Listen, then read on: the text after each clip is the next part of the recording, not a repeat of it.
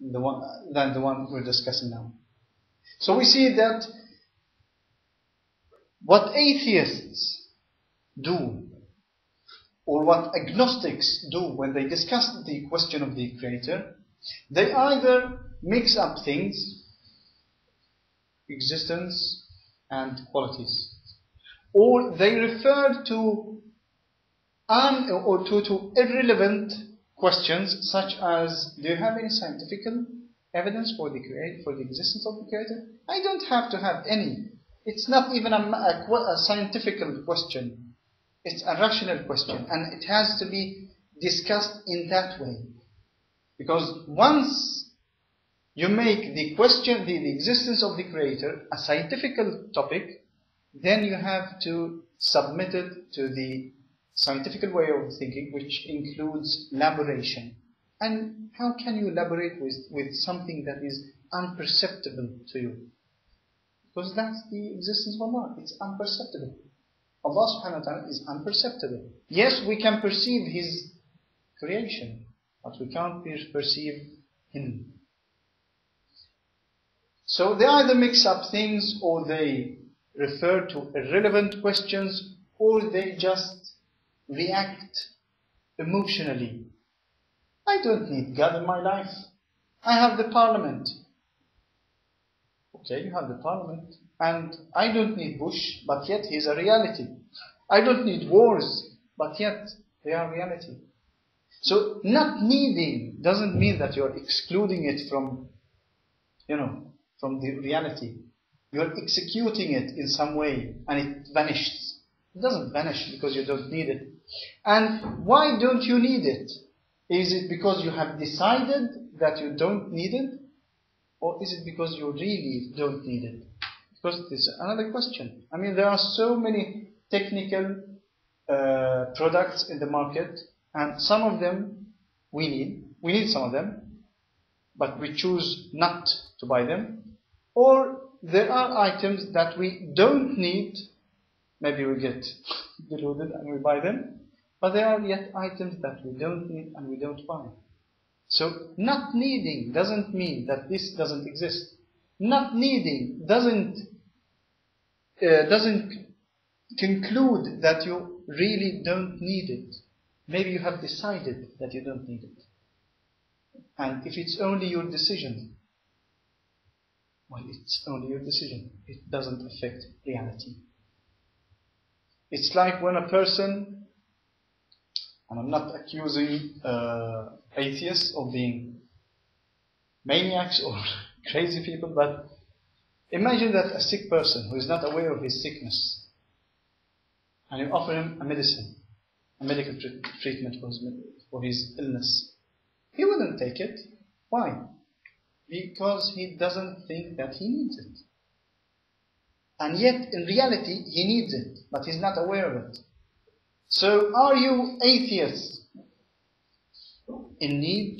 Do you really need the existence of God? Or do you just think that you don't need it? You presume. You act like you don't need it. These questions and more other questions have to be confronted, have to be put, have to be provoked, have to be answered. Yes, we Muslims, or we who believe in the existence of the Creator, we have the burden of proof. We are the ones who shall prove that there is a Creator. But that doesn't mean that the person, the opposite part, doesn't have to think. They have to think as well. And you as a Muslim are not asked, just because you have the responsibility to prove the existence of God, you're not asked to defend them or explain their purposes of the questions, or giving them excuses, or trying to define things on their behalf. No. If they ask a question, they have to make it clear. It's like when they say that Mother Nature, and unfortunately I see it too often in programs, Arabic programs that have been translated from English or other languages into Arabic. You hear it often, Mother Nature. And yet nobody knows who this Mother Nature is. In fact, many of the people referring to nature, they don't even know what nature is. Because if any person refers to nature as creator of anything at all, he or she will not be able at all to give you a single example of any part of this nature which has created anything at all. So we see, unfortunately, that many atheists just repeat what they have heard. And since many, unfortunately, majority of the theists, of the believers in the existence of God, they are, unfortunately, defenseless. They can't prove that there is a creator. So once they meet these questions like, how can a just God allow atrocities on this earth? Well, okay, now I'm having a problem. No, you're not having a problem. Think about it before answering. Think about it, and you will see that this question doesn't have anything at all with the core, with the main question you're asking, or with the main issue you're discussing with this person. So once we think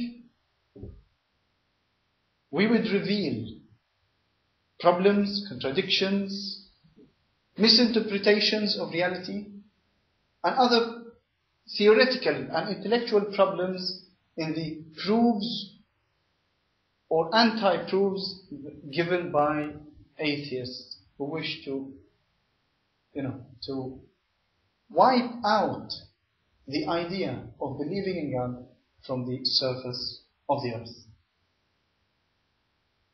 But Alhamdulillah, we see that atheism as a phenomenon has been, atheists in general are the minority, are the more or less vanishing minority in each society, regardless time, regardless place. Because atheism is not an explanation. Atheism is either an emotional reaction to, for instance, what happened here in Europe for several centuries ago, or it's a decision taken of a person who wishes to have proofs, but unfortunately the surrounding is don't think, it's haram to think, or it's forbidden, you will get to hell if you think, and so on.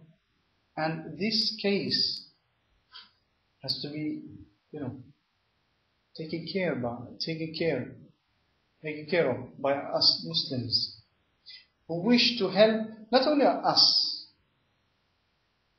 not only help ourselves, but only helping others, Muslims and not Muslims, to deal with issues in a rational way, to deal with issues in an objective way, not emotionally, not by thinking of issues in a biased way, but rather objectively, rationally, justly, and giving the space to ideas to get exchanged, discussions to be held, debate to be held in front of people, so people can make up their own judgments of the discussions, of the topics that are relevant regardless time or place, such as the existence of the Creator.